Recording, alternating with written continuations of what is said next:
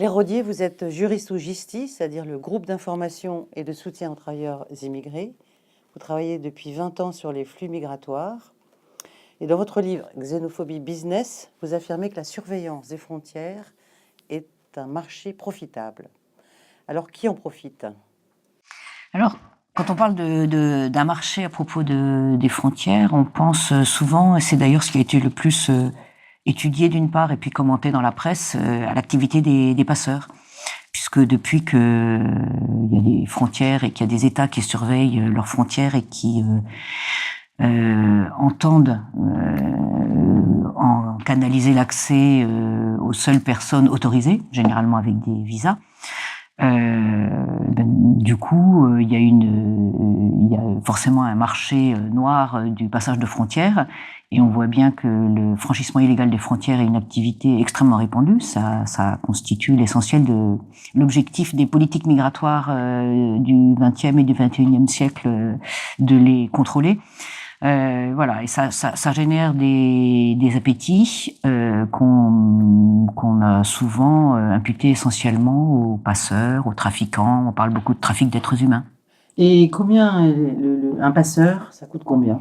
Ça dépend de la frontière qu'il faut franchir, ça dépend de la sévérité des contrôles, ça dépend aussi de la nationalité des gens, parce qu'on va, quand un passeur ou un trafiquant sait que les gens qui ont besoin de franchir une frontière sont riches, ils vont en demander beaucoup, et s'ils sont pauvres, on va leur demander moins, ou on va les faire passer par des routes plus difficiles ou plus compliquées. Mais c'est une très vieille histoire, hein, du temps de, je sais pas, à la fin des années 30, quand beaucoup de juifs allemands cherchaient à quitter l'Allemagne et que la plupart des pays en Europe, mais aussi aux États-Unis et en Amérique du Sud, avaient plutôt tendance à leur fermer les frontières. C'est là que se sont développés des réseaux de passeurs qui, là aussi, adaptaient les tarifs en fonction des possibilités de leurs clients potentiels. Donc aujourd'hui, il y a beaucoup de clients et donc il y a beaucoup de trafiquants et de passeurs. Mais en fait, cette activité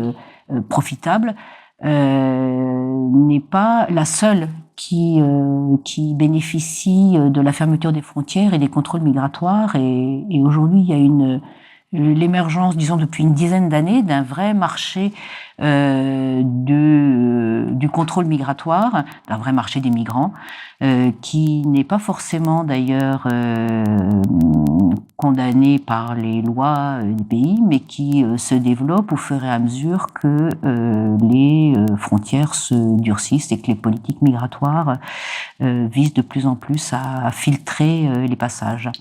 Alors avant de rentrer, justement, de parler de ces grosses sociétés qui gagnent beaucoup d'argent grâce aux migrants, juste une échelle de valeur, c'est-à-dire qu'un passeur, c'est 1 000 euros, 5 000 euros. Ça peut aller de 200 euros jusqu'à 10 000 euros hein, aujourd'hui. Enfin, disons que depuis, par exemple, pour ce qui concerne les frontières de l'Union européenne, depuis le début des printemps arabes et du conflit en Syrie, par exemple, les Syriens peuvent payer jusqu'à 10 000 euros pour pouvoir venir jusqu'en Europe. Les tarifs sont très variables, vraiment en fonction du type de passage, des moyens utilisés. Si vous allez partir sur un rafio type Zodiac qui tient 2 jours de route, pas plus en Méditerranée, ou si vous prenez un cargo un peu mieux équipé, là aussi les tarifs vont varier. Mais voilà, c'est très très lucratif effectivement, puisque ça atteint plusieurs milliers d'euros assez facilement.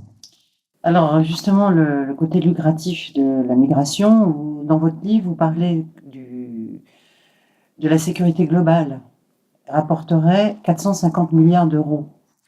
Oui, la sécurité globale, c'est tout le marché de la sécurité qui s'est développé, en gros, après le 11 septembre. C'est un peu sommaire, mais donc c'est une bonne charnière pour comprendre cette évolution. C'est-à-dire qu'à partir du moment où la plupart des pays sous l'impulsion des États-Unis et en Europe, ça a très vite suivi, ont fait de la lutte contre le terrorisme international un objectif prioritaire. Le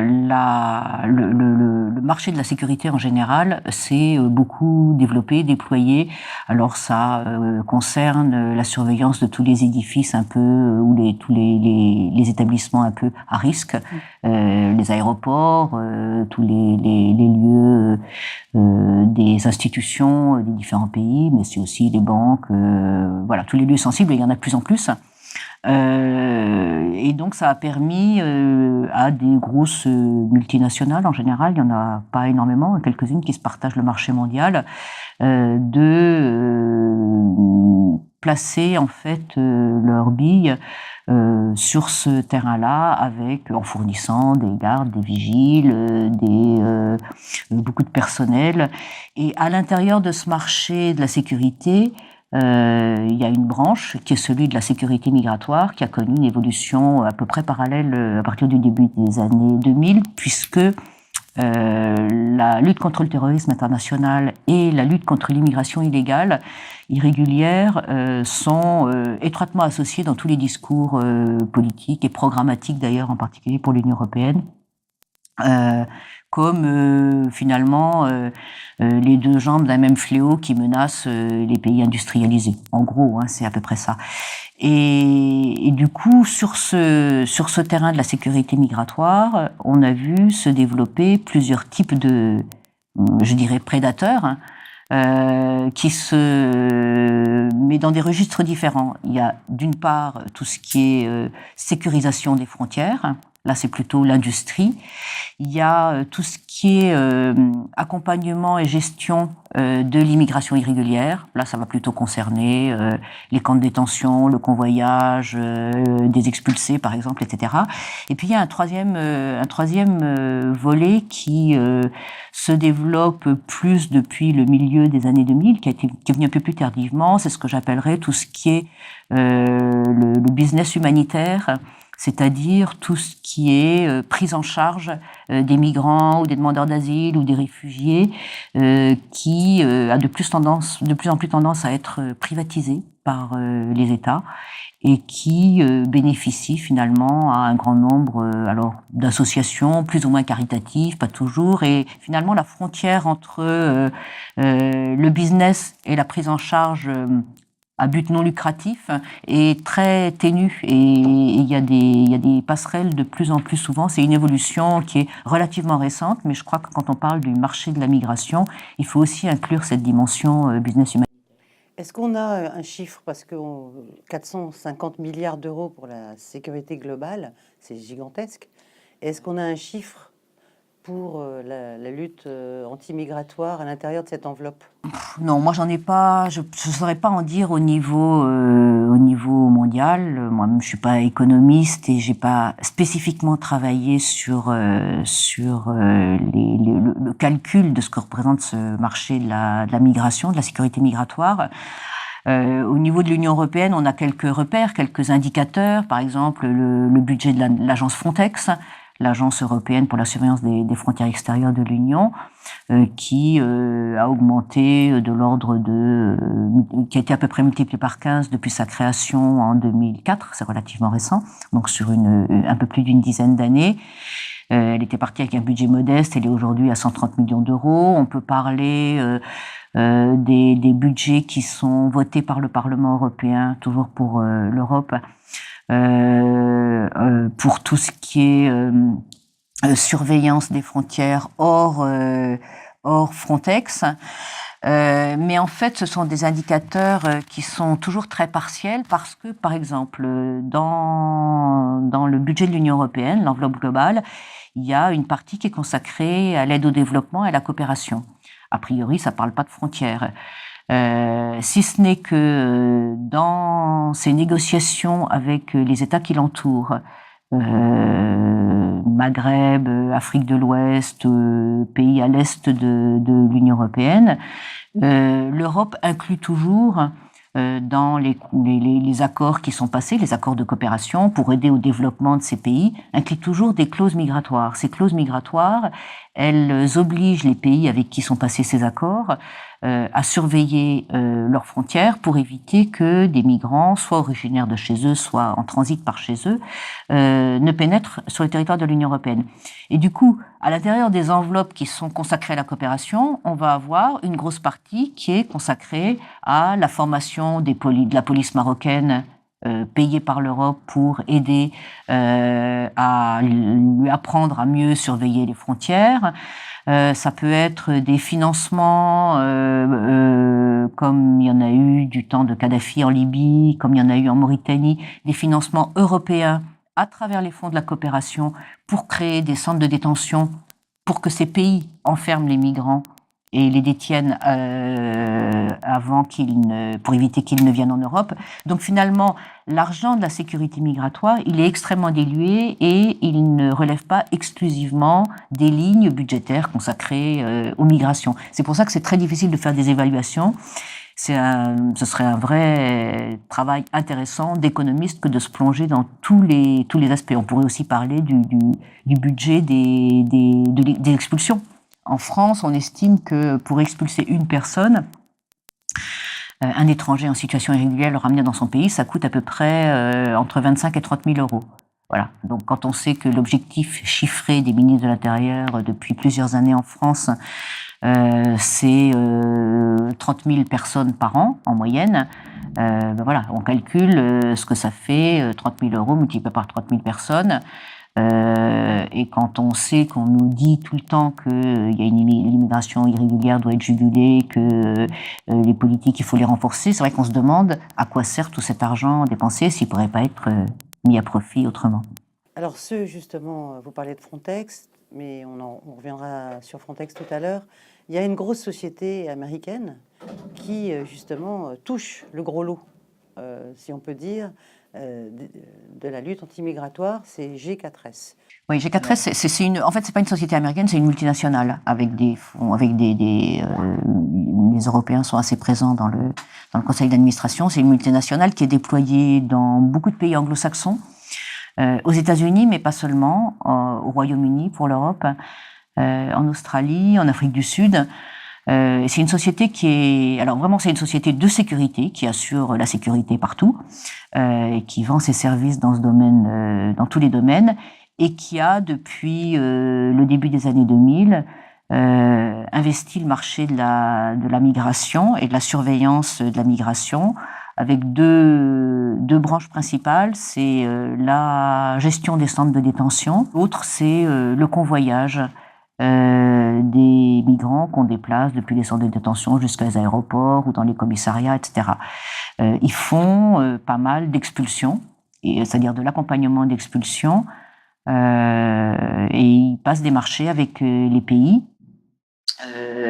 dans lesquels ils sont implantés. Et ce qui est assez intéressant, alors G4S c'est la plus grosse, mais il y en a quelques autres. C'est la quatrième. Ouais, c'est la quatrième pour le marché de la migration. C'est la première multinationale, c'est le plus gros employeur mondial apparemment, toutes branches confondues, c'est-à-dire pas seulement sur le plan de la migration. Mais il y en a quelques autres qui sont sur ce marché de la détention et du convoyage des expulsés, 6 ou 7 au niveau mondial. Et ce dont on s'aperçoit, c'est que il y a pratiquement une situation monopolistique de ces quelques 6-7 entreprises, au point que quand il y a des problèmes, parce qu'il y a souvent des problèmes, la G4S a eu énormément de difficultés avec les justices des différents pays dans lesquels elle est implantée pour des faits de violence contre les migrants, de répression violente, par exemple dans les centres de détention, pour des faits d'essais ou d'accidents lors des convoyages d'expulsés. Donc quand il y a un problème avec cette société, en général, le contrat qui est passé est rompu parce que ça fait pas bien. Donc les États, c'est arrivé en Australie, c'est arrivé au Royaume-Uni, ne renouvellent pas les contrats ou les interrompent pour confier à une autre société qui va elle-même avoir le même genre de dérive. On verra peut-être pourquoi tout à l'heure la privatisation de ces services entraîne des dérives de ce type. Et donc, on va la remplacer par une autre. Mais au bout de 5 ou 6 ans, il y a des problèmes et finalement, la G4S va reprendre du service sur les lieux mêmes où elle a été écartée parce que ses gardes avaient tapé un petit peu trop fort sur les migrants qui étaient détenus.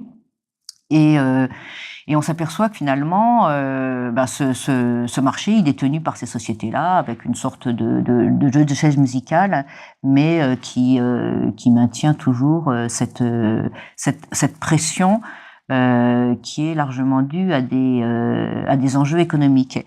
Et quand je parlais des raisons, des problèmes qui ont pu être rencontrés assez régulièrement, hein, il y a eu une émeute au début de l'année 2014 en Australie, dans un centre géré par la G4S, avec des violences qui ont conduit à la mort d'au moins une personne et beaucoup de blessés, du fait de des mauvais réflexes des gardes de cette société. En fait, ça, c'est beaucoup dû à la privatisation et à la recherche de profit. Un cas assez exemplaire s'est passé en 2010 avec un expulsé nigérian qui a été mis dans un avion pour être renvoyé chez lui, accompagné de plusieurs gardes de la G4S. Et comme il était un petit peu récalcitrant et que les compagnies aériennes n'aiment pas avoir à leur bord à bord des avions de ligne des passagers qui se remuent, etc. C'est pas bon ni pour l'image par rapport aux passagers normaux entre guillemets, ni tout simplement pour des raisons de sécurité. Donc les gardes ont pour consigne, les vigiles ont pour consigne de s'arranger pour que le passager soit pas récalcitrant. Et leur méthode, une des méthodes utilisées, c'est de les plier en deux en fait sur le nez sur les genoux jusqu'à ce que l'avion décolle et de le ligoter comme ça pendant la durée du vol jusqu'à ce qu'il se calme. Et donc pour un Nigérian expulsé en 2010, ce traitement en fait a conduit à son asphyxie et il est mort. Il est mort d'ailleurs avant le décollage de l'avion. Il a été évacué. L'avion a pu partir sans lui. Voilà, ça c'est un des exemples. À la suite de cette affaire, où 5 ou 6 personnes ont été d'abord mises en cause, puis finalement acquittées. Donc ni les gardes, ni la société gestionnaire, ni l'État n'a été jugé responsable de la mort de cet homme, dont on a considéré qu'il était sans doute fragile et qu'il avait succombé à des violences qui n'étaient pas excessives. Mais ça a fait un peu libérer la parole d'employés de cette société G4S. Et on a vu circuler des consignes qui leur étaient données, qui leur disent que tout doit être fait pour éviter qu'il y ait des problèmes à bord des avions dans lesquels sont embarqués les expulsés. Parce que s'il y a des problèmes, l'avion ne peut pas décoller, ou il a plusieurs heures de retard. Et dans ces cas-là, la compagnie d'aviation va se retourner contre la société qui emploie les gardes pour faire payer des amendes. Elle va se retourner ou faire payer des amendes ou pour les faire condamner pour entrave à la circulation des avions. Ils veulent pas être gênés. Donc les gardes ont pour consigne en fait d'être violents ou d'utiliser tous les moyens. Voilà, on leur dit pas d'être violents, mais d'utiliser tous les moyens coercitifs. Et ça entraîne ça peut entraîner ce genre d'accident. Alors celui-là est très grave, mais les témoignages que les ONG peuvent recueillir de gens qui ont été expulsés, notamment vers l'Afrique de l'Est, puisqu'il y a beaucoup d'expulsions vers le Nigeria et vers d'autres pays d'Afrique de l'Est, très souvent font état de violence, de tabassage, de la part de G4S. De G4S et d'ailleurs des sociétés ou d'autres convoyeurs. De ligotage, de scotch. On scotche les gens complètement des pieds à la tête pour éviter qu'ils bougent, en tout cas au moment du décollage, etc. Donc ça, c'est vraiment une dérive qui est entraînée par ce processus de privatisation où les enjeux économiques sont tels que il faut faire plus fort, plus vite et tout le temps. Et alors justement, l'agence Frontex, donc une agence européenne, vous pouvez nous raconter l'histoire de sa création, pourquoi elle a été créée, quels moyens elle a? L'agence Frontex, c'est une sorte d'emblème. En fait, depuis le début de la fin des années 90, l'Union européenne a décidé de se coordonner. Les pays de l'Union européenne ont décidé de coordonner leur politique migratoire, qui jusqu'à présent était gérée individuellement par chaque État, et la surveillance de leurs frontières était autonome, indépendante de ce qui se passait dans le pays d'à côté. Ils ont pensé qu'il valait mieux avoir une politique commune dans ce domaine et de communautariser aussi les moyens mis au service de la surveillance de leurs frontières extérieures, de ce qui forme la frontière extérieure de l'Union européenne, c'est-à-dire essentiellement la frontière sud et est, puisque le reste, c'est des frontières qui sont pas, qui sont avec l'Atlantique, et c'est pas très gênant en termes d'arrivée de migrants. L'agence Frontex a été créée pour répondre partiellement à cet objectif, seulement partiellement parce que, en fait, les pays de l'Union européenne ont beaucoup de mal, ont toujours eu beaucoup de mal à se mettre d'accord sur les méthodes de gestion de leurs frontières, dans la mesure où les problèmes auxquels ils sont confrontés sont pas du tout les mêmes. L'Italie ou la Grèce n'ont pas du tout les mêmes problèmes que l'Angleterre, comme on peut l'imaginer simplement à cause de leur situation géographique. Mais bon, Frontex est une agence européenne avec des financements européens, donc payés par les contribuables des 28 États de l'Union, validés tous les ans par le Parlement européen, pour assurer la coordination des différents outils des États membres en matière de surveillance des frontières. Ça se traduit concrètement par plusieurs types de missions. C'est d'abord quelque chose qu'on connaît bien en général, c'est tout ce qui est surveillance maritime, des bâtiments de Frontex qui sillonnent la Méditerranée et qui interceptent des embarcations de migrants en situation irrégulière. C'est ce qu'on appelle une mission d'analyse de risque qui ressemble un petit peu à de l'espionnage civil, c'est-à-dire essayer d'identifier les routes migratoires, de repérer où passent les migrants en fonction de l'évolution et du déplacement des routes décidées par les filières et les passeurs, qui sont un des canaux pour entrer en Europe. Donc il faut beaucoup d'enquêtes qui sont d'ailleurs assez peu transparentes, et notamment en collaboration avec les polices d'États non européens, ce qui pose des problèmes sur le plan juridique qui sont pas mal dénoncés par certaines ONG qui suivent de près les activités de Frontex. Et puis, il y a aussi un volet expulsion, justement. Frontex affrète des avions et organise des vols, ce qu'ils appellent des vols groupés, que dans le langage courant on dit des charters d'expulsés, en allant chercher dans 3-4 pays de l'Union européenne où il y a des étrangers d'une même nationalité à expulser, et en les renvoyant dans leur pays d'origine.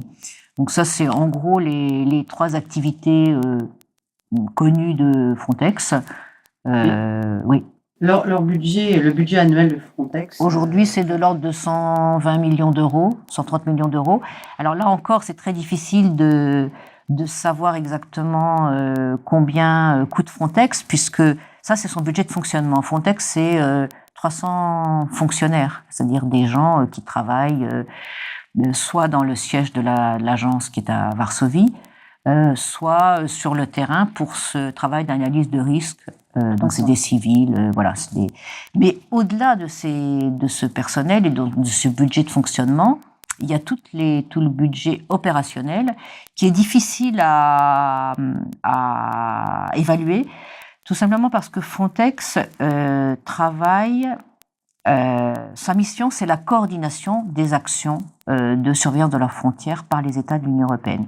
C'est-à-dire que Frontex, en tant que tel, qui a pourtant une personnalité juridique, est censé, ça n'est pas vrai, mais est censé ne pas décider de ce qu'elle fait, mais de répondre aux besoins des États membres. Et de la même façon, ce sont les États membres qui fournissent le matériel qu'utilise Frontex. Alors ça peut être des bateaux, des avions, des hélicoptères, peut-être bientôt des drones. Et il fournit aussi le matériel humain, c'est-à-dire les gardes-frontières. Donc on va avoir à la frontière grecque des Finlandais, des Belges, des Espagnols, des Français, qui sont fournis par les États membres. Tout ça, c'est beaucoup d'argent, mais qui n'est pas budgétisé dans le budget de Frontex elle-même. Et puis, en plus, il arrive régulièrement, selon les événements et souvent les événements en Méditerranée, que des budgets additionnels des crédits additionnels soient votés en urgence par le Parlement européen pour faire face à un risque migratoire particulier ou à une situation d'urgence, comme on en connaît finalement pratiquement tout le temps depuis 7-8 ans, enfin voilà. Et le fonctionnement de l'agence, ce qu'elle fait, qui le contrôle? Est-ce que c'est clair? Est-ce que c'est transparent? C'est très peu clair. Alors sur le papier, ça a l'air clair. Normalement, l'agence est une agence européenne qui est censée répondre aux obligations, notamment en termes de respect des droits fondamentaux de l'Union européenne. Son activité est censée être suivie par la Commission européenne et par le Parlement européen, mais en réalité, son fonctionnement est assez opaque. Puisque au nom de la sécurité, pas mal de ces activités restent très cachées. Par exemple, ce travail d'analyse de risque, identifier les routes migratoires. Frontex dit qu'elle ne peut donner aucune information précise, puisque ça risquerait d'être public et de rendre service à ceux-là même qu'elle veut combattre, c'est-à-dire les passeurs. Donc elle ne va pas dire voilà, le risque migratoire le plus important, il est dans telle zone, donc bientôt on va envoyer des bâtiments dans cette zone-là, à la frontière gréco-turque. Voilà, elle ne le dit jamais. Éventuellement, un an après, elle va dire j'ai fait une opération à cet endroit-là parce qu'il y avait un risque migratoire que j'avais identifié. Donc du coup, ça c'est une chose. L'autre chose, c'est qu'il y a une grande dilution de responsabilité du fait de cette fonction de coordination, qui est une fonction à mon avis très théorique, mais qui arrange beaucoup Frontex. Frontex dit, moi je ne suis pas responsable de ce que des gardes-frontières grecs ou allemands que je poste à une frontière et qui sont sous ma responsabilité formelle, vont commettre comme acte qui serait éventuellement pas conforme au respect des droits ou aux lois européennes. Là aussi, il y a beaucoup d'affaires de détention arbitraire, de refoulement. Un des reproches qu'on fait le plus dans le fonctionnement de l'agence Frontex, c'est des refoulements de gens qui se présentent à la frontière avant même qu'ils aient pu dire pourquoi ils se présentent à la frontière sans papier. Or, demander le droit d'asile. Voilà, le droit d'asile est un droit qui est indépendant de toute obligation de fournir un passeport, même une identité. Toute personne, théoriquement, qui se présente à la frontière d'un pays qui a signé la Convention de Genève de 1951 sur les réfugiés, ce qui est le cas de tous les États membres de l'Union européenne, a théoriquement le droit de dire je demande protection, écoutez-moi. Et on doit l'écouter et en fonction de la crédibilité qu'on apporte à ses propos, le laisser rentrer ou le renvoyer. Mais les habitudes des gardes-frontières, notamment aux frontières sud et notamment en Méditerranée, en mer, c'est de refouler sans faire cet examen individuel des personnes. Et Frontex participe beaucoup de cette politique de non-refoulement, de refoulement systématique dans ces opérations d'interception maritime, en se déchargeant de ses responsabilités sur les personnes finalement qui exécutent ces œuvres-là. Donc, en fait, c'est l'existence même de Frontex permet aux États de l'Union européenne de déroger à leurs obligations en se déchargeant sous l'égide d'une agence qui est supposée être respectueuse des droits, et permet à Frontex de dire que c'est pas moi, en gros c'est les États membres qui interviennent. Ça a été pas mal dénoncé par, y compris le Parlement européen. D'ailleurs, il y a des parlementaires qui depuis longtemps disent que ça tourne pas très rond du côté de Frontex. Il y a eu des commissions d'enquête parlementaire aussi dans certains pays pour savoir exactement comment ça fonctionnait. Mais je pense que, et par les ONG naturellement, il y a même une coalition d'ONG européennes qui a lancé une campagne qui s'appelle Frontexit, dont le but est de supprimer l'agence Frontex, en disant qu'il y a trop de violations des droits. Bon, il y a d'autres problèmes aussi en termes de, par exemple, de protection des données personnelles. On ne sait pas du tout ce que Frontex fait des données qu'elle recueille quand elle va interviewer des gens pour faire de l'analyse de risque, pour savoir où ils sont passés. Tout ça est très flou. Il n'y a pas de tribunaux, en fait, non plus. Il n'y a pas de cours pour juger de ça.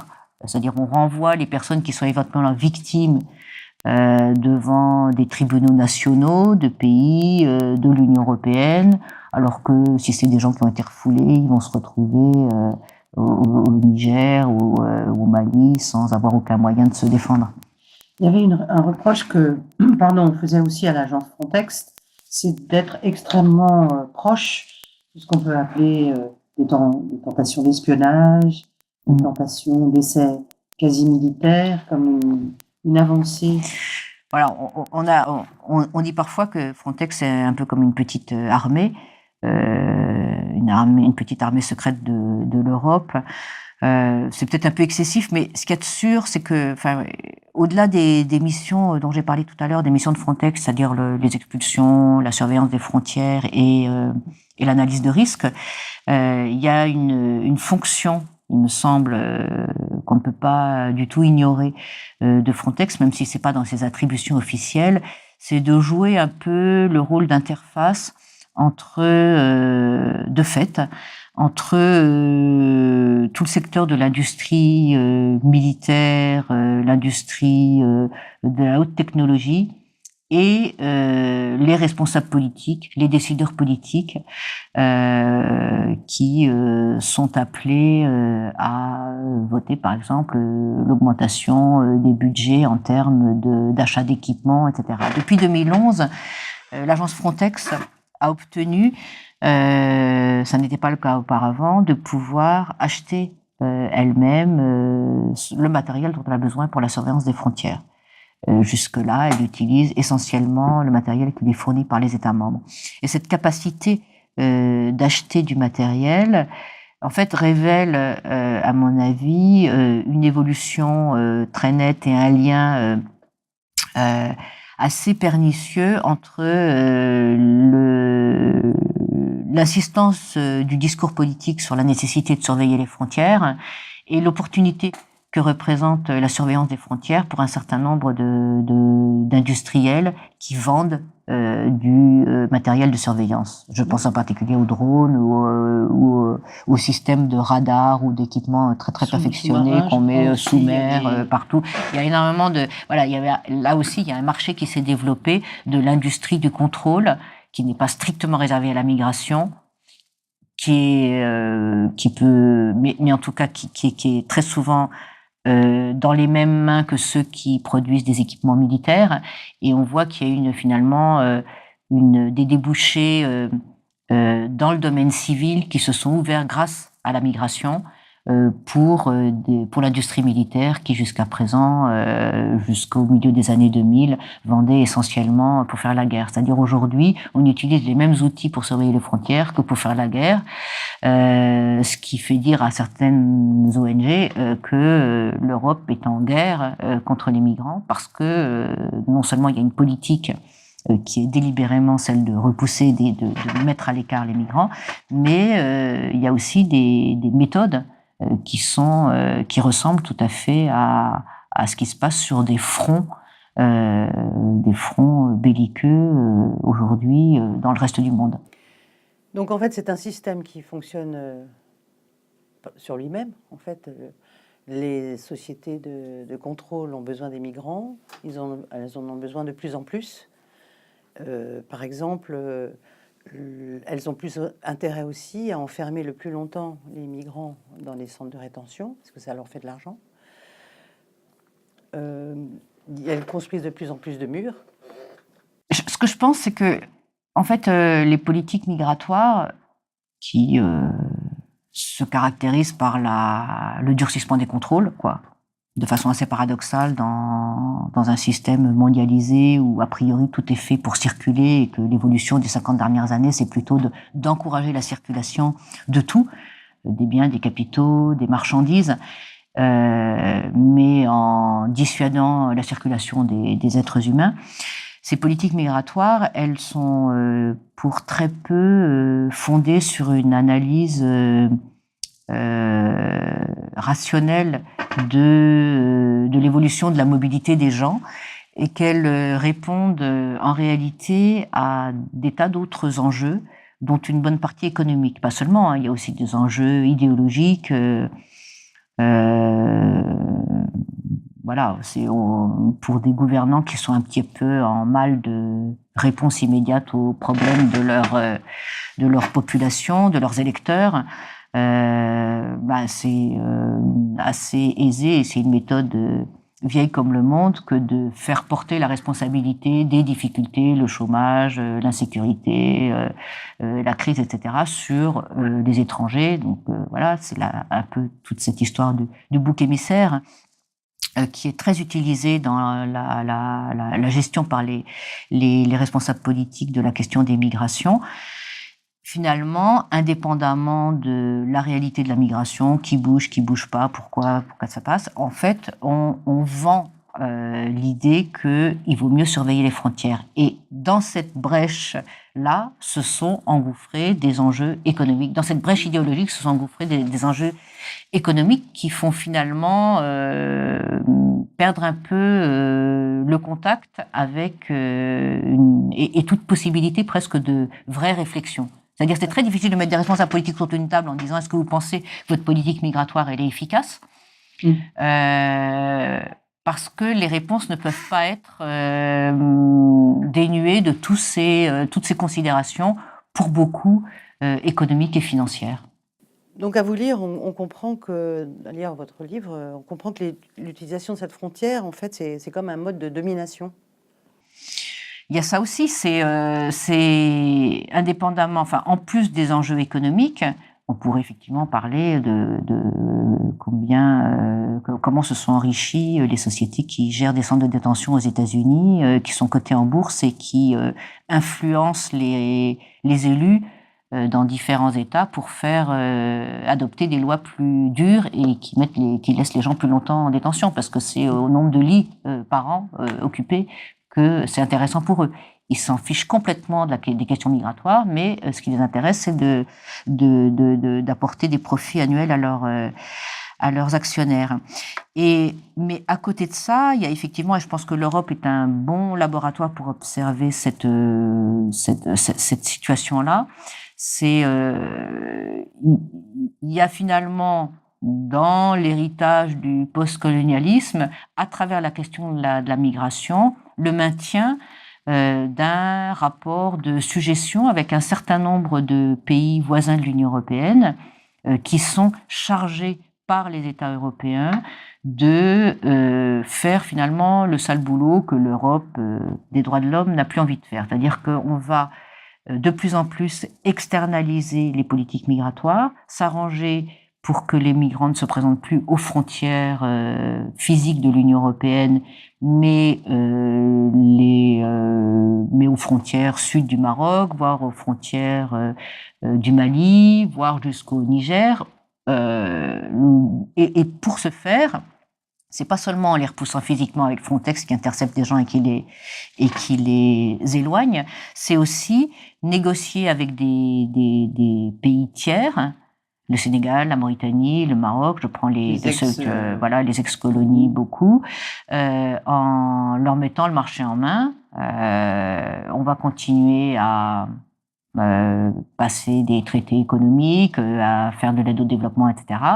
Et en échange, vous retenez vos migrants, vous empêchez le passage, vous luttez contre les filières, c'est-à-dire qu'on exporte toute cette politique de l'Union européenne vers des pays qui en réalité n'ont ni forcément le besoin de bloquer les migrants, c'est pas leur intérêt, parce que leurs populations ont besoin de bouger et de migrer pour vivre, ni les capacités juridiques, ni forcément les capacités financières. Là aussi, il y a énormément d'échanges d'argent, c'est-à-dire que à travers, comme je disais tout à l'heure, l'argent de la coopération, on va aider un État à former sa police, mais l'argent va peut-être être utilisé à autre chose, parce qu'il n'y a pas non plus de contrôle là-dessus. Et du coup, la police va utiliser des méthodes qui ne seraient pas acceptées en Europe pour gérer les migrants, mais qu'on ne voit pas. Finalement, c'est cette mise à distance.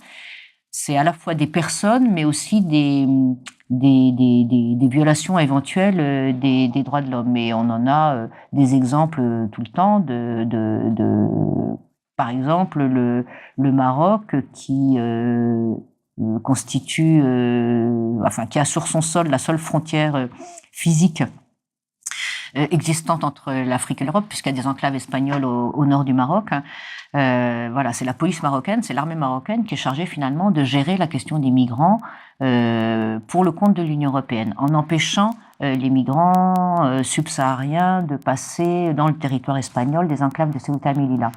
Et on le sait depuis longtemps. Il y a eu des reportages qui ont été faits, qui ont montré des images, et pourtant ça continue. La façon d'empêcher les migrants de passer, elle est extrêmement violente. C'est-à-dire qu'on leur tape dessus, on les fait tomber de grillages où ils essayent de grimper de 6 ou 7 mètres, on les fait tomber brutalement, on les traîne par terre. Bon voilà, tout ça, ça a été montré. Ça se passe de l'autre côté, ça se passe au Maroc. Donc, ça ne répond pas aux critères, aux standards de respect des droits européens. Et voilà comment on externalise finalement cette politique d'immigration. Là où c'est plus grave, c'est qu'on externalise aussi tout ce qui relève du droit d'asile. C'est-à-dire qu'on va confier à des pays qui n'en ont pas forcément, alors pour le coup, les capacités logistiques, le traitement des demandes présentées par des gens qui viennent de pays où ils sont persécutés. Alors ces migrants, justement, leur nombre s'accroît avec le temps ou non? Est-ce qu'ils ont changé de personnalité? Enfin, c'est-à-dire, j'ai vu qu'il y avait plus de familles qu'avant? Est-ce que leur portrait a changé? Alors, je crois que globalement, il ne s'accroît pas tellement. Un peu tous les travaux qui sont faits, qui sont menés sur les questions de migration, aussi bien dans le domaine de la recherche que par les agences spécialisées des Nations Unies, montrent que globalement, il n'y a pas d'explosion de la migration. Il y a simplement des focus et des concentrations à certains moments, mais au niveau mondial, il n'y a pas beaucoup plus de migration qu'avant. En tout cas, pas plus que ce que la logique de la mondialisation incite. C'est-à-dire qu'à partir du moment où il y a une grande facilitation des moyens de communication, des avions pas chers, cette évolution elle est déjà de pas mal d'années, beaucoup plus d'informations aussi à distance avec Internet et tout, c'est assez normal. C'est-à-dire que l'augmentation de la migration, elle est une espèce de conséquence logique de toute la mobilité qu'il y a par ailleurs. Donc c'est pas une explosion. Combien de personnes? On a un chiffre global? Il y a des chiffres on estime au nom les migrants internationaux, mais bon, c'est vraiment des estimations très très globales, quoi. C'est à peu près 3% de la population mondiale. Donc des gens qui sont installés dans un autre pays que le leur. Et c'est pas une proportion qui a énormément augmenté au cours des décennies précédentes. Le profil a sûrement changé, mais le profil il est très conjoncturel. Au milieu je sais pas, en 2010-2015, on ne décrirait pas de la même façon les migrants qui cherchent à venir en Europe. Donc, ça dépend des moments. On pourrait dire que jusque vers 2005-2006, les migrants qui voulaient venir dans l'Union européenne étaient plutôt composés de personnes qui cherchaient à travailler. Disons qu'on qualifierait plutôt de migrants économiques, même si la frontière entre économique et politique est souvent difficile à cerner.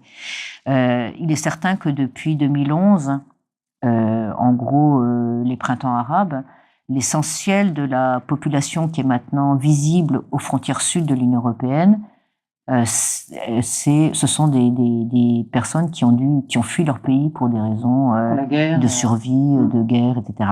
Alors il y en avait qui étaient fondus dans la masse et qu'on n'identifiait pas beaucoup en dehors de l'Italie.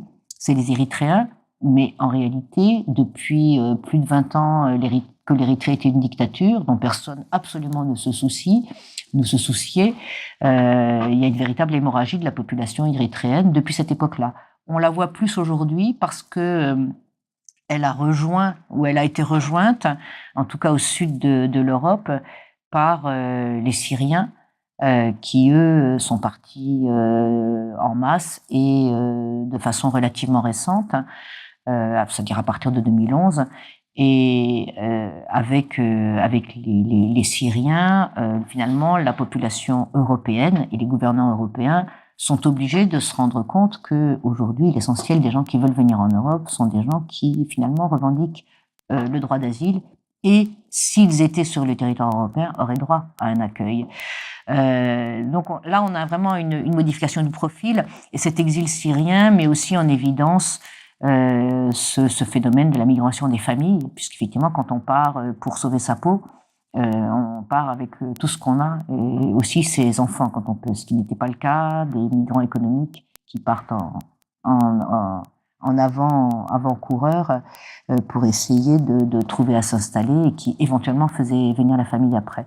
C'est aussi pour ça que ce qu'on a un peu coutume d'appeler les drames de la Méditerranée donnent à voir effectivement des spectacles qu'on ne connaissait pas à la fin du XXe siècle, c'est-à-dire et qui ressemblent beaucoup plus aux exodes du début du XXe siècle, c'est-à-dire des exodes massifs de familles avec enfants et parfois des très jeunes enfants. Donc ce paysage-là, mais c'est très conjoncturel hein, à l'échelle mondiale. Voilà, c'est ce qui se passe aujourd'hui en Europe. C'est pas le même type de migration qui franchit le mur entre le Mexique et les États-Unis, pas du tout. Mais voilà, c'est le paysage européen en ce moment. Et quand je dis que c'est conjoncturel, c'est aussi pour inscrire ces phénomènes qu'on décrit souvent comme des drames, des explosions, des afflux massifs. Finalement, les inscrire dans une histoire de la migration qui a connu énormément de bouleversements et qui n'est finalement à considérer que comme une phase dans des siècles et des siècles de mobilité qui n'affecte pas en général durablement la situation des pays dans lesquels les migrants arrivent. C'est quelque chose dont qu'on a peut-être du mal à percevoir quand on est à un moment X et qu'on entend parler surtout avec un discours assez populiste sur le risque migratoire lié au risque terroriste, etc. Mais c'est vrai que la plupart des gens qui travaillent sur la question de la migration dans différents domaines, que ce soit le domaine anthropologique, le domaine sociologique, même dans le domaine chez les économistes, montrent que finalement les migrations sont quelque chose d'une part de parfaitement naturel, de probablement impossible à enrayer, et que finalement ce phénomène-là trouve sa place dans l'organisation du monde, l'organisation chaotique du monde. Ça n'est pas un phénomène à part qu'il faudrait isoler du reste de la constitution de l'organisation entre les États. Mais justement, les drames, comme il y en a en Méditerranée, drames, disons, très symboliques, qui a peut-être fait réveiller un peu la conscience de chacun, et surtout, qui a fait que le Conseil de l'Europe s'est réuni à ce sujet. Il a pris des dispositions, non. Quelle est la politique En fait, il n'y a pas de politique de l'Europe. Le Conseil européen, le Conseil des chefs d'État et de gouvernement, il se réunit régulièrement à chaque fois qu'il y a un coup de projecteur un peu plus important sur ce qu'on appelle ces drames de la migration, qui sont pas du tout des drames imprévus, qui sont parfaitement prévisibles dans la mesure où on empêche des gens d'utiliser des moyens normaux pour se déplacer, comme le font les Européens. Quand ils ont envie d'aller quelque part, s'ils ont l'argent qu'il faut, ils prennent un avion et ils vont dans le quelque part en question. Un Syrien, depuis 2011, qui veut venir en France, par exemple, il peut déjà commencer par lui demander un visa, il ne l'aura pas.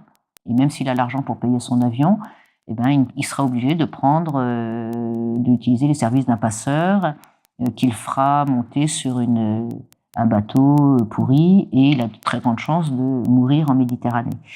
Donc, ce ne sont pas du tout des drames imprévisibles. Si on offrait aux gens la possibilité de voyager normalement et de franchir normalement les frontières au même titre que le font les Européens, c'est-à-dire les populations des gouvernants qui décident d'imposer des visas ou des frontières aux autres ou des murs, il n'y aurait pas de drame. Alors le Conseil des chefs d'État et de gouvernement, il se réunit à chaque fois qu'il y a un événement en disant plus jamais ça, on va s'organiser.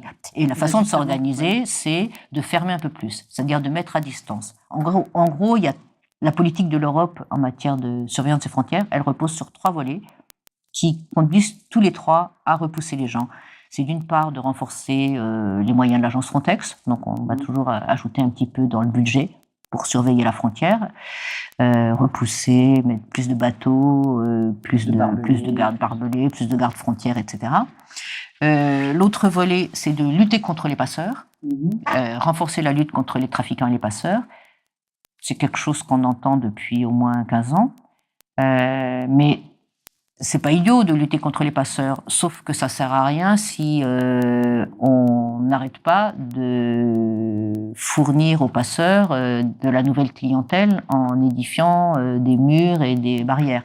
Donc lutter les passeurs, c'est un peu aussi casser le thermomètre, c'est-à-dire que il y a plein de Syriens qui partent de chez eux ou des Érythréens qui sont persécutés, qui se font tuer chez eux. Ils veulent pas se faire tuer, ils veulent venir en Europe. Ils font appel à un passeur.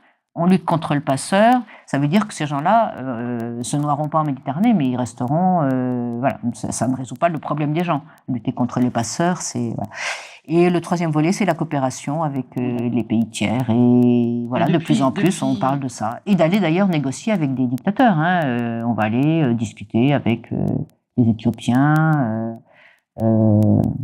Régime démocratique commencé pour savoir comment ils pourraient faire mieux pour surveiller leur zone et empêcher que les migrants ne partent et ne transitent vers l'Europe.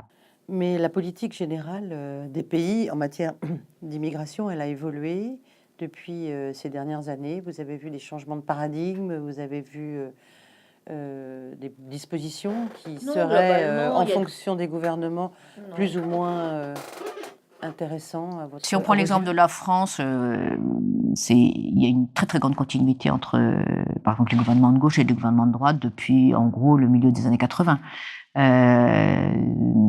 Quand on regarde les lois, il y a quelquefois quelques mesures qui sont un peu plus souples, ou par exemple pour faciliter l'accès à la nationalité à un moment donné, ou pour délivrer des cartes de séjour plus facilement aux membres de famille. Mais en général, l'évolution, elle est quand même dans le durcissement, et ça, quels que soient les gouvernements. À l'échelle européenne, c'est encore plus net, puisque les Européens se mettent ensemble pour discuter des questions migratoires et adopter leurs lois. Et là, on ne voit aucune différence quand un représentant du gouvernement français va à Bruxelles. C'est impossible de savoir s'il est de droite ou de gauche. C'est vraiment, en termes de politique européenne, c'est assez étonnant d'ailleurs. Et d'ailleurs, c'est souvent les mêmes fonctionnaires qui restent en poste à Bruxelles pour représenter le gouvernement français, quelle que soit sa couleur politique, parce que tous les pays, en gros, sont sur la même ligne, qui est la ligne de la sécurisation des frontières. Et finalement, c'est une politique qui remonte à loin, qui remonte maintenant au milieu des années 70-80, quoi, qui a commencé. Disons que l'impulsion, elle est donnée par les vieux pays d'immigration, la France, la Belgique, le Royaume-Uni, l'Allemagne, qui est un vieux pays d'immigration, même si elle ne se considérait pas comme telle.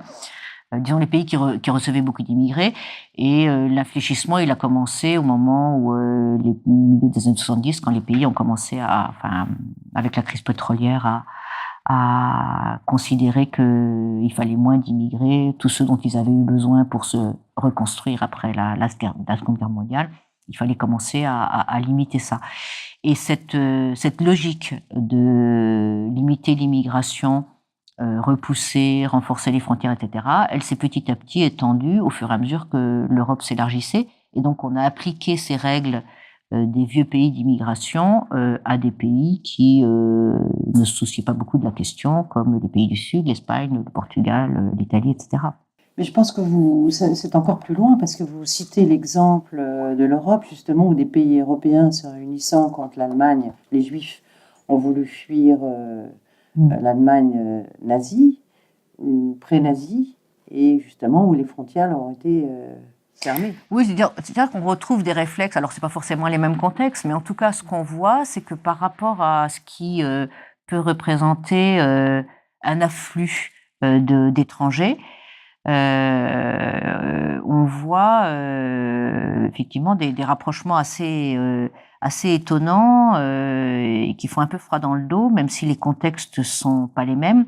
C'est, disons, ce réflexe de repli, puisque effectivement, en effet, en 38, après l'annexion de l'Autriche par Hitler, beaucoup de juifs autrichiens et allemands se sont dit que ça commençait à devenir vraiment chaud et ont essayé d'avoir des visas pour partir un peu partout dans le monde, mais surtout aux États-Unis. Et plutôt que de réfléchir à la façon de les accueillir, les États ont décidé de convoquer une grande conférence internationale qui se passait à Évian en 38. Ils sont restés quand même 8 jours à discuter pour décider que dans l'ensemble, on les accueillerait pas. Et chacun avait ses raisons pour dire qu'il ne pouvait pas accueillir de migrants. Alors c'était soit on en avait déjà trop accueillis, soit il n'y avait pas les moyens économiques, soit ça risquait d'attirer l'antisémitisme dans un pays où il n'y avait pas d'antisémitisme. Ce serait dommage de faire venir des juifs pour créer un problème qui n'existait pas. Enfin bref, chacun avait son motif. Alors sans faire d'analogie, c'est vrai que ça fait un peu penser à ces conférences qui sont organisées régulièrement par les États membres de l'Union européenne à chaque fois qu'il y a ce qu'ils considèrent comme un péril migratoire.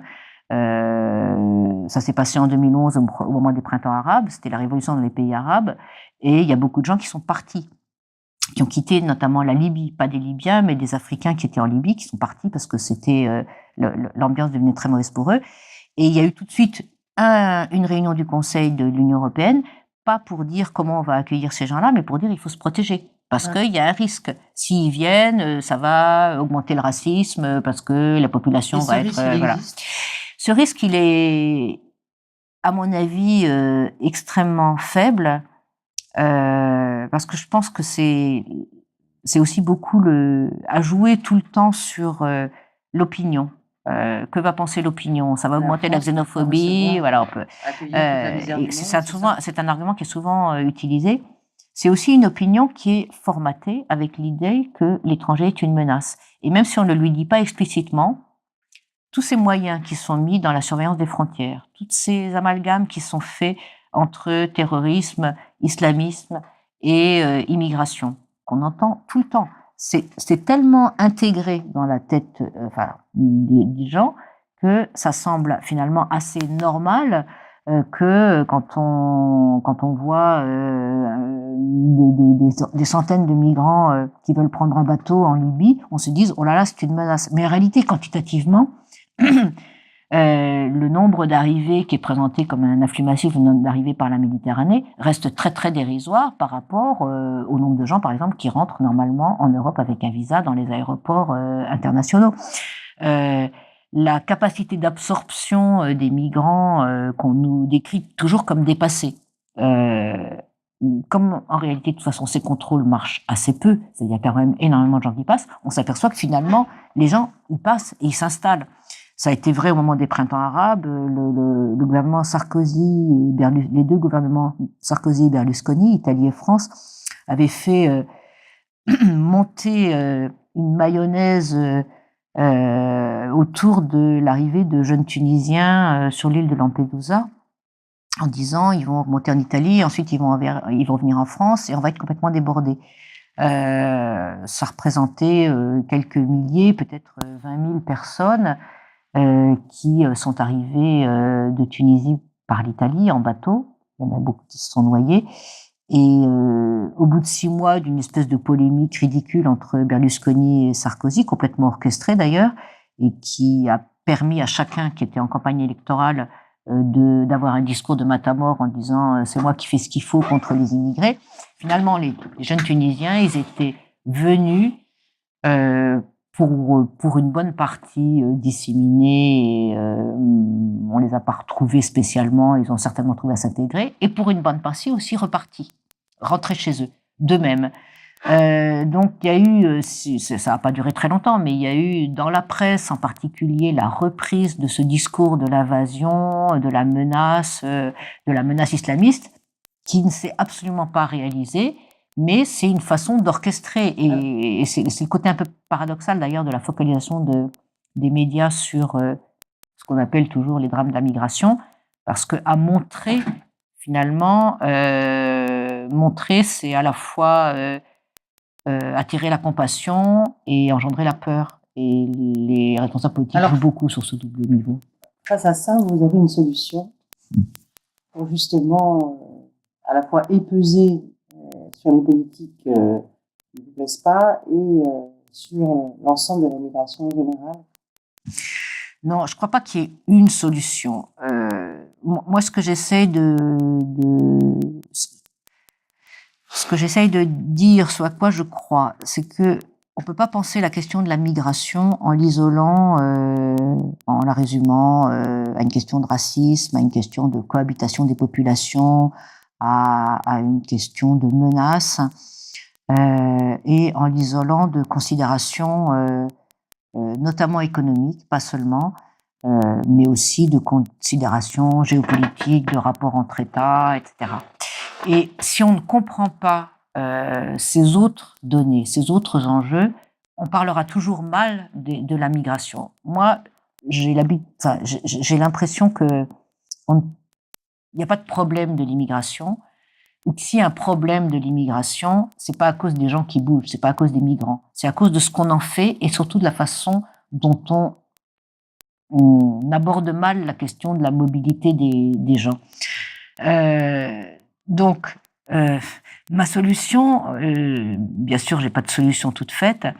Elle repose sur deux idées. C'est d'une part, on peut pas concevoir un monde comme celui qui est en place aujourd'hui, qui est une sorte d'apartheid à l'échelle mondiale, parfaitement accepté et jamais remis en cause, mais qui existe vraiment. C'est-à-dire qu'il y a une partie de la population mondiale, pas la majorité, qui a le droit de circuler absolument partout. En gros, les pays de l'OCDE, leurs ressortissants, il leur suffit d'avoir un passeport, parfois un visa, et tout ça n'est pas difficile, ça s'achète et ça voilà, c'est pas un problème, et on circule partout. En revanche, une grosse partie de la population mondiale, on trouve normal qu'elle soit assignée à résidence là où elle est née, ou là où elle se trouve. Et ça, c'est vraiment, ça a l'air d'être accepté absolument par tout le monde. Et enfin, disons par la majorité des gens qui réfléchissent même aux politiques migratoires. Mais donc peut-être déjà mettre l'accent sur cette inégalité fondamentale entre des êtres humains. Pourquoi il y en a qui ont le droit de bouger, pourquoi pas? Alors c'est enrobé derrière. La justification, c'est souvent c'est pour leur bien, c'est mieux, etc. Mais voilà, ça c'est une première chose. Et l'autre chose, c'est comprendre que derrière les politiques migratoires, il n'y a pas forcément des objectifs qui sont ceux qui sont dits, à savoir les politiques migratoires, les contrôles migratoires, ne sont pas forcément faits pour empêcher les gens de franchir les frontières ou pour les canaliser, pour ne faire venir que ceux qu'on veut, etc. Mais qu'il y a plein d'autres raisons. Et assumons le fait qu'il y a plein d'autres raisons, notamment économiques, pour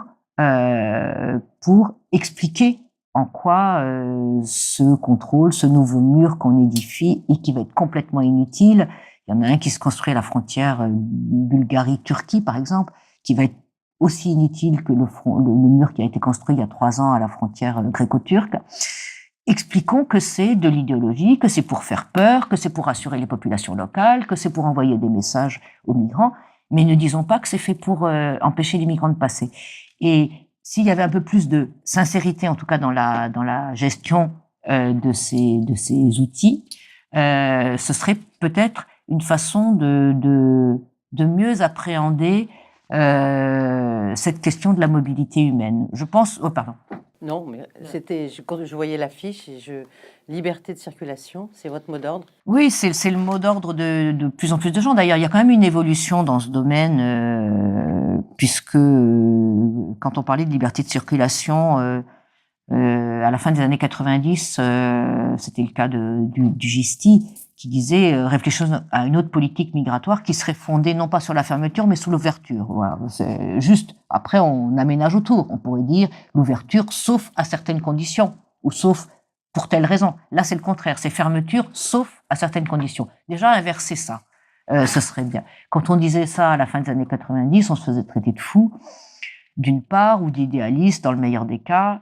Le plus souvent, on se faisait traiter d'alliés objectifs du libéralisme effréné, puisque liberté de circulation, ça veut dire aussi ouvrir le marché du travail dans les pires conditions. Voilà.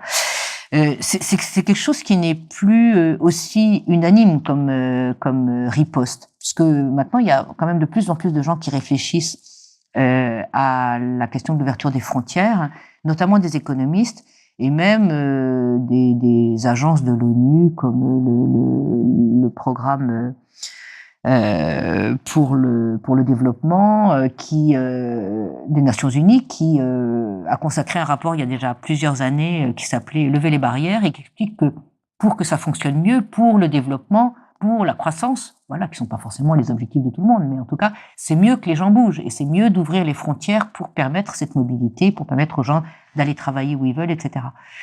Je constate quand même qu'à chaque fois qu'il y a des accidents très graves en Méditerranée, et ça s'est accumulé quand même au cours des 10 dernières années, l'attitude des médias commence à changer, à évoluer. C'est-à-dire que il y a plus cette acceptation systématique des recettes, des vieilles recettes inutiles proposées par les États de l'Union européenne qui reproposent tous la même chose. C'est en gros, pour empêcher les migrants de se noyer, empêchons les migrants de passer. Et voilà, les commentateurs, ils voient bien que ça marche pas. Ils voient bien qu'il y a de plus en plus de morts. Pourquoi il y a de plus en plus de morts en Méditerranée alors que depuis 10 ans, on n'arrête pas de sécuriser les frontières et d'avoir un discours sur plus jamais ça. Donc, cette idée de la liberté de circulation, elle commence quand même à se propager un petit peu et à plus rester cantonnée à un tout petit cercle, voilà. Mais c'est vrai qu'on est encore loin d'une véritable réflexion que nous on propose depuis longtemps, c'est-à-dire de mettre un peu tout le monde autour de la table, peut-être au niveau national, peut-être au niveau européen. Certains le demandent au niveau mondial, c'est-à-dire une gouvernance mondiale des migrations, retirer aux États la gestion de la mobilité humaine, dont ils ne font qu'un outil idéologique, et éventuellement y créer du profit avec, et confier à une agence type Bureau international du travail, comme ça existe dans d'autres domaines, donc, qui mettrait autour de la table des ONG, des responsables, des élus, des employeurs, des syndicats et des migrants. Et pour dire comment on peut faire ensemble pour que ça marche mieux, puisque ce que vous faites depuis 15, 20, 30 ans, ça marche pas.